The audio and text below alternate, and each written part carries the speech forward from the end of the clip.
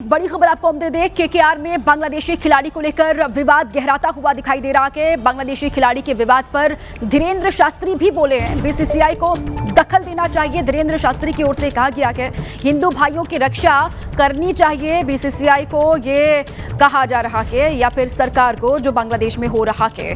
BCCI को इस मुद्दे को अच्छे से समझना होगा। बेहद संवेदनशील ये पूरा मामला है। शाहरुख खान की देशभक्ति पर सवाल उठ रहे हैं। देवकीनंदन ठाकुर के बाद धीरेन्द्र शास्त्री का बयान भी सामने आया और केकेआर ने मुस्तफिजुर रहमान को 9 करोड़ 20 लाख रुपए में खरीदा है आईपीएल में, और इसीलिए ये विरोध किया जा रहा है शाहरुख खान का, क्योंकि केकेआर शाहरुख खान की टीम है और इसीलिए ये विवाद गहराता हुआ बांग्लादेशी खिलाड़ी को लेकर हिंदुस्तान में। बांग्लादेशी खिलाड़ी के विवाद पर धीरेन्द्र शास्त्री भी बोले हैं। उन्होंने कहा है कि बीसीसीआई को दखल देना चाहिए इस पूरे ही मामले को लेकर और हिंदू भाइयों की रक्षा करनी चाहिए। बांग्लादेशी क्रिकेटर्स को ये बात उठानी चाहिए कि हमारे जो हिंदू भाई वहाँ रहते हैं उनकी रक्षा सुरक्षा हो, प्रोटेक्ट हो वहाँ पे, और उन्हें किसी भी प्रकार से वहाँ पर परेशान न किया जाए। उनका भी ये दायित्व बनता है। खेल है, खेल में नियम नहीं होते, खेल के अपने नियम होते हैं और खेल पर कोई ऐसा लागू नहीं होता है। पर हम खेल के साथ ये कहेंगे कि राष्ट्र के लिए और समाज के लिए वो कुछ बोलें तो। बॉलीवुड के किंग खान शाहरुख खान की देशभक्ति पर एक बार फिर से सवाल उठे हैं। इस बार आईपीएल में उनकी टीम केकेआर की तरफ से एक बांग्लादेशी खिलाड़ी को खरीदने पर बवाल मचा के बांग्लादेश में हिंदुओं पर हो रहे अत्याचार के बीच वहां के बॉलर मुस्तफिजुर रहमान को केकेआर ने खरीदा है, तो अब देश के कथावाचक और बीजेपी नेता उसका विरोध कर रहे हैं। हालांकि फैक्ट्स की बात करें तो मुस्तफिजुर को आईपीएल में शामिल होने की इजाजत बीसीसीआई ने ही दी और केकेआर के अलावा बाकी टीमों ने भी उन्हें खरीदने के लिए बोली लगाई थी। आपको बताएं कि आईपीएल 2026 में मुस्तफिजुर को खरीदने के लिए केकेआर से पहले चेन्नई सुपर किंग्स और दिल्ली ने बोली लगाई। दोनों टीमों ने मुस्तफिजुर को खरीदने के लिए 20 बार रेट भी बढ़ाए और उसी बोली में 2 करोड़ के बेस प्राइस वाले मुस्तफिजुर को 9 करोड़ रुपए तक मिल गए। केकेआर ने जहां उनके लिए 10 बार बोली लगाई तो चेन्नई ने 18 बार लगाई और दिल्ली की टीम ने 9 बार बोली लगाई। अब जब मुस्तफिजुर को शामिल करने पर शाहरुख खान का विरोध हो रहा है तो विपक्ष ने बीसीसीआई पर सवाल उठाए हैं। विपक्ष के नेता कह रहे हैं कि ये काम बीसीसीआई का है, वो बांग्लादेशी खिलाड़ियों को अलाउ करेंगे तो आईपीएल में तो उनकी बोली लगेगी। लेकिन जब तक बीसीसीआई कोई फैसला नहीं लेता है नीतिगत, तब तक आप कैसे किसी खिलाड़ी को रोक सकते हैं। इस विवाद में जय शाह का नाम भी सामने आया। विपक्ष ने कहा वो बीच में आएंगे तो सब सुलझ जाएगा। जय शाह कौन है? भारतीय जनता पार्टी के बड़े नेता के पुत्र हैं, तो ये सब उनको देखना चाहिए ना। उधर मुस्लिम धर्मगुरु मानते हैं शाहरुख के मुस्लिम होने की वजह से विवाद पैदा हुआ। जहां मुस्लिम नाम आ जाए विरोध बहुत आसान हो जाता है। शाहरुख खान मुस्लिम है, जो बांग्लादेश क्रिकेटर उन्होंने खरीदा है वो मुस्लिम है, तो विरोध तो बनता है। और इन सब के बीच सच तो यह है कि बांग्लादेश में हिंदुओं पर अत्याचार रुकने का नाम नहीं ले रहे हैं। वहां एक और हिंदू व्यापारी को कुछ जिहादियों ने जिंदा जलाने की कोशिश की है। 50 साल के खोकेनदास अपनी दुकान बंद कर घर लौट रहे थे कि तभी भीड़ की शक्ल में आए जिहादियों ने उन्हें घेर लिया। पहले खोकेनदास पर धारदार हथियारों से हमला हुआ, फिर उन्हें बेरहमी से पीटा गया। हैवानियत की हद तो तब हो गई जब उन्हें आग के हवाले कर दिया गया, जिसमें वो गंभीर रूप से झुलस गए। घायल अवस्था में खोकोनदास को अस्पताल में एडमिट कराया गया। उनकी हालत नाजुक बताई जा रही है। घटना के बाद से ही पूरे इलाके में तनाव का माहौल है। पुलिस मामले की जांच कर रही है और आरोपियों की तलाश की जा रही है। बांग्लादेश में 15 दिन के अंदर दूसरी बार हिंदू शख्स को आग के हवाले किया गया। इससे पहले 18 दिसंबर को मेमनसिंह जिले में हिंदू युवक दीपू चंद्रदास को भीड़ ने पीट कर मार डाला था। बड़ी खबर आपको हम बता दें, इंदौर में दूषित पानी से मौत मामले में बड़ी खबर आपको हम दे देते हैं। मध्य प्रदेश हाईकोर्ट में आज पेश होगी रिपोर्ट। हाईकोर्ट ने सरकार से स्टेटस रिपोर्ट तलब की है इस पूरे ही मामले को लेकर और राष्ट्रीय मानवाधिकार आयोग ने भी रिपोर्ट मांगी है। ये बड़ी खबर, इंदौर में जो दूषित पानी पीने की वजह से लोगों की जान गई है, मौत हुई है, उस पर यह बड़ी अपडेट है। मध्य प्रदेश हाईकोर्ट में आज पेश होगी स्टेटस रिपोर्ट। सरकार से ये रिपोर्ट तलब की है हाईकोर्ट ने। राष्ट्रीय मानवाधिकार आयोग ने भी इस पूरे ही मामले का संज्ञान लिया है और क्या यहां पर लोगों के मानवाधिकार का उल्लंघन हुआ है, इसको लेकर अब जांच की जाएगी। इस पर एक रिपोर्ट मांगी गई है, तो आज बड़ा दिन है इस पूरे ही मामले को लेकर।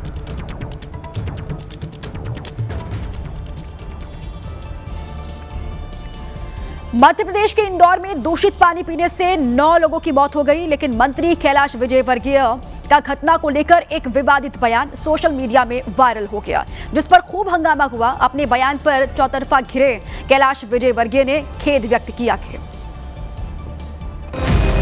और उसके लिए उन्होंने सोशल मीडिया का सहारा लिया। एक पोस्ट शेयर करते हुए उन्होंने लिखा कि मैं और मेरी टीम पिछले 2 दिनों से बिना सोए प्रभावित क्षेत्र में लगातार स्थिति सुधारने में जुटी हुई है।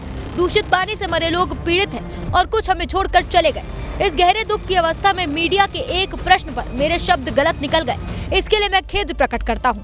इस बीच कैलाश विजयवर्गीय के एक और बयान पर विवाद खड़ा हो गया। कैलाश विजयवर्गीय ने खुद माना कि जनप्रतिनिधि और नगर निगम के बीच समन्वय की कमी है, लेकिन जब उनसे समन्वय अधिकारी नियुक्त करने पर सवाल पूछा गया तो उन्होंने ऐसे हंसकर जवाब दिया जैसे किसी ने चुटकुला सुना दिया हो। सर, क्या वो समन्वय आप बिठाएंगे? क्या कैलाश विजयवर्गीय समन्वय का हमारा तो काम ही यही है। इस बीच इंदौर में दूषित पानी पीकर मरने वाले लोगों के परिवारों का गुस्सा लगातार बढ़ता ही जा रहा है। कैलाश विजयवर्गीय अब खुद पीड़ित परिवारों के घरों पर जाकर सांत्वना देने में जुटे हुए हैं। लेकिन इस घटना के बाद लोगों में गुस्सा इस कदर है कि उन्होंने मंत्री जी के सामने ही उनका विरोध शुरू कर दिया। कल भी सीएम आए थे तो उनके चक्कर में उनको वहां से भगा दिया गया। कैलाश विजयवर्गीय अपने कार्यकर्ताओं के साथ एक पीड़ित परिवार के घर पहुंचे। वहां रोती बिलखती महिलाओं ने कैलाश विजयवर्गीय को वहां से चले जाने के लिए कह दिया।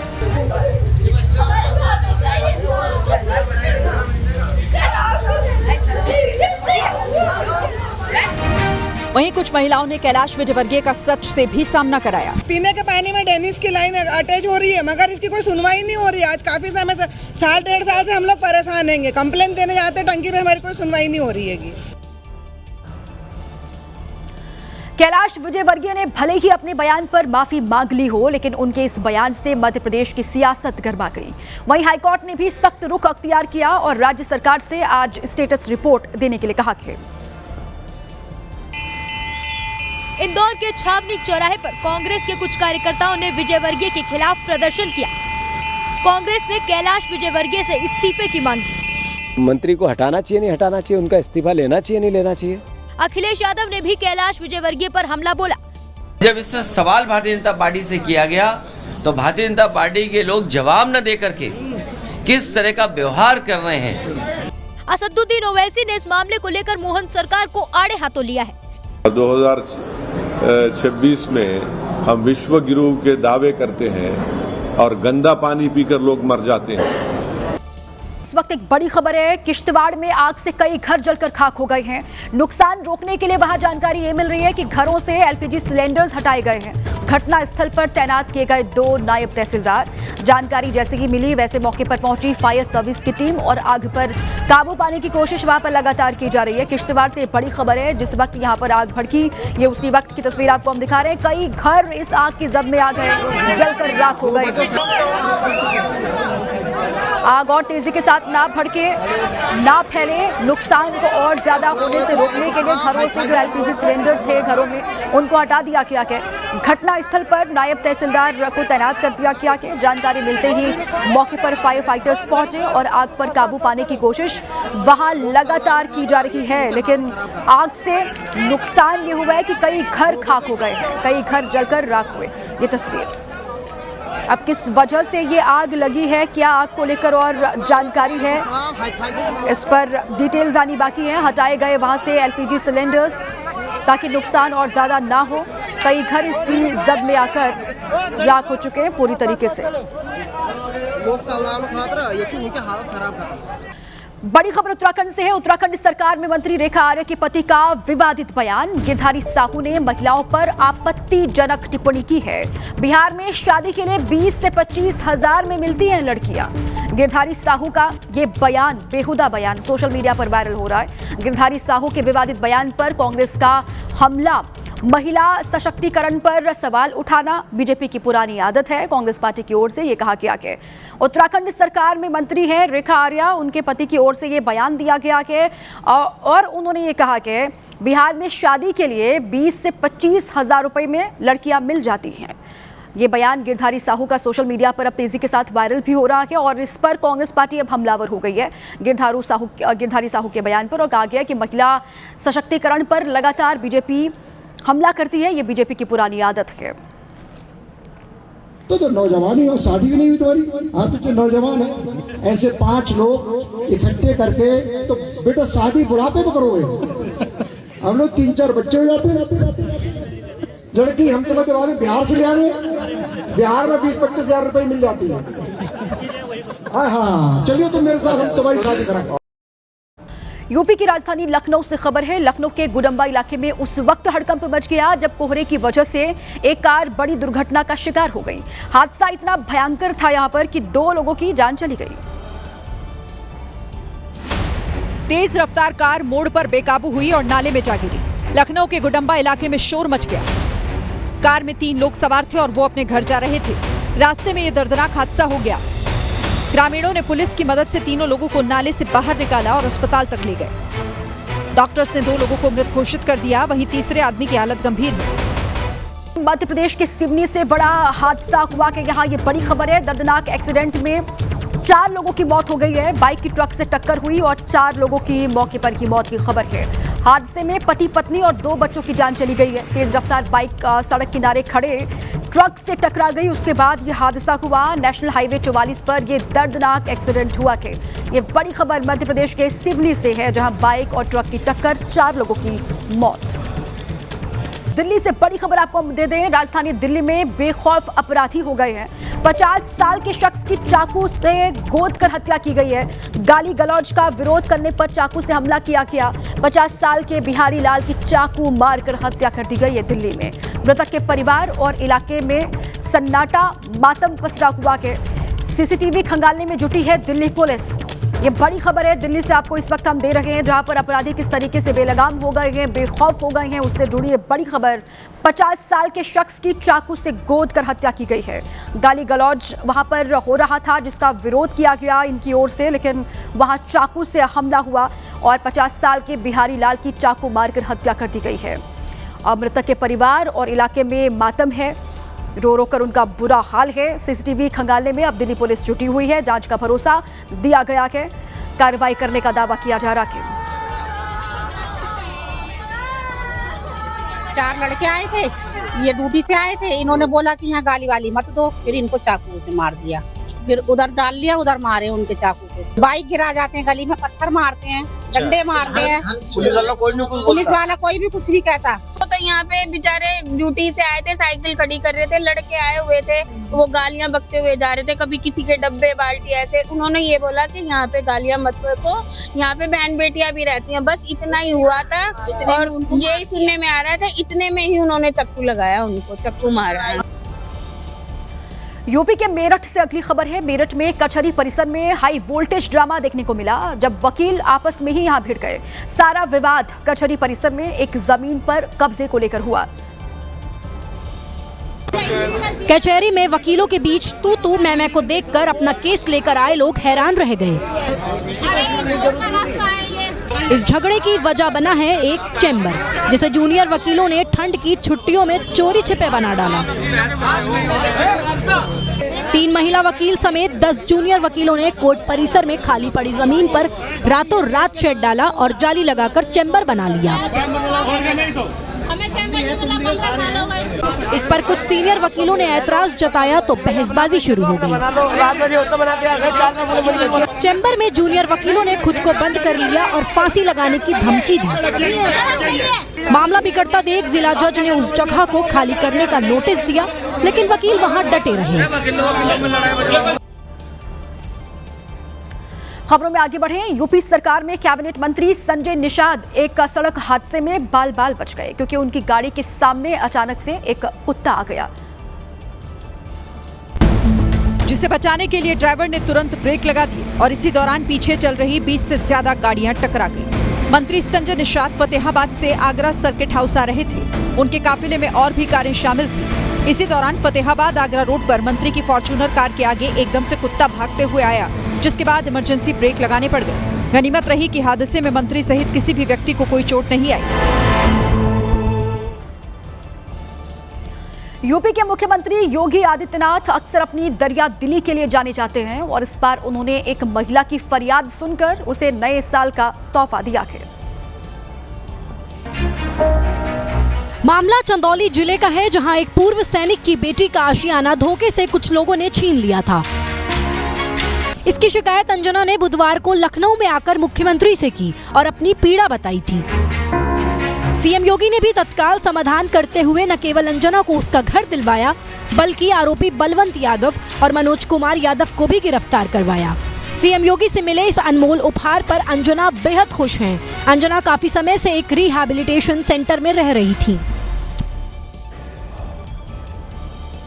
शहरों से बंदरों के आतंक की तस्वीरें आना आम बात है, लेकिन हरियाणा के बहादुरगढ़ से जो वीडियो सामने आया है वो बेहद डरावना है।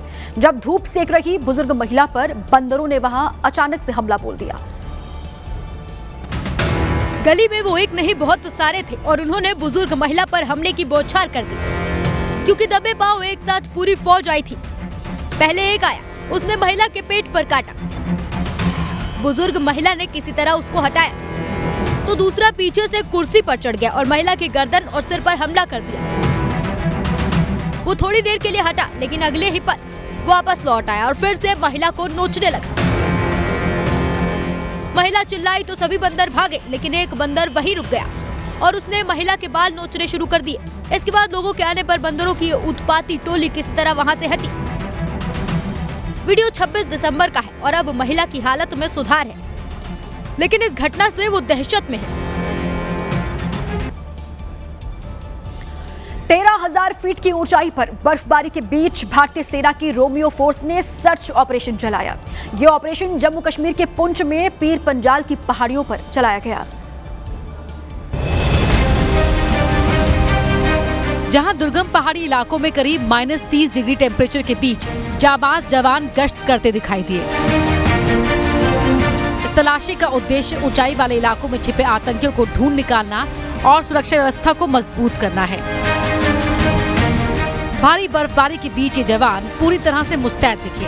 हड्डी गला देने वाली इस ठंड में जहां खड़ा होना भी मुश्किल था, वहां रोमियो फोर्स के जवान हथियारों के साथ आतंकियों की तलाश में जुटे हुए थे। एक तरफ जहां पहाड़ी इलाकों में जवानों ने सर्च ऑपरेशन चलाया, तो वहीं पुंछ सेक्टर के ही अजोट इलाके में पाकिस्तानी ड्रोन दिखने के बाद जवानों ने तलाशी अभियान चलाया। साल 2027 के विधानसभा चुनाव से पहले यूपी सरकार ने नए साल पर युवाओं को बड़ा तोहफा दिया है। यूपी पुलिस में बड़ी सिपाही भर्ती आई है।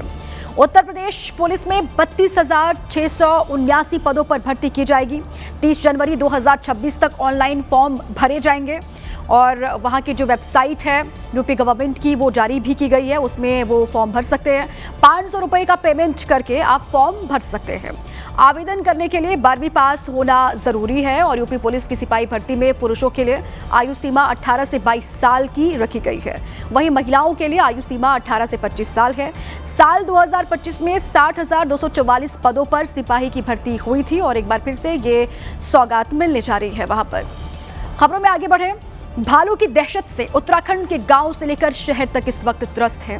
ताजा तस्वीर ऋषिकेश से सामने आई है, जहां के श्यामपुर गढ़ी के बताए जा रहे वीडियो में भालू 2 युवकों और गायों को दौड़ाता हुआ दिखाई दिया।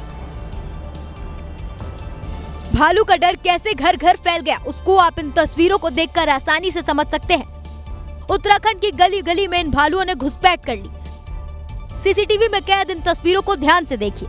2 युवक गली से सड़क पर जाते दिखे, उनके पीछे 4 गाय भी चल रही थी, लेकिन जैसे ही वो सड़क पर पहुंचे उल्टे पांव वापस लौटे।